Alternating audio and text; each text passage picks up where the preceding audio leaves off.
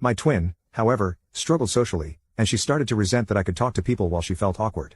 This jealousy reached a boiling point during our 14th birthday party when no one showed up for her on her birthday.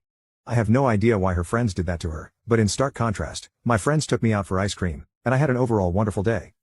This infuriated my sister further. To take revenge, my sister began to spread false rumors at school about me where she would portray me as a spoiled brat. She would falsely tell everyone that I was allegedly physically abusing her at home since our parents loved her more. Unbeknownst to me, she took things to a disturbing level. To fabricate evidence, she would punch herself, purposefully inflicting injuries like a black eye or bruised shoulder. The next day, she would confidently walk into school, displaying the self-inflicted injuries as proof of my supposed violence and make-up stories. Whenever our parents questioned her about the injuries, she would lie, saying that it was due to innocent activities like playing football with her friends. The lies and her alleged black eyes started to gain traction, and people began to believe her distorted version of events. It wasn't long before whispers started circulating, and even my friends began to look at me with suspicion. At first, I noticed subtle changes. Friends who once chatted with me in the hallways suddenly became distant. Group hangouts became fewer and farther between.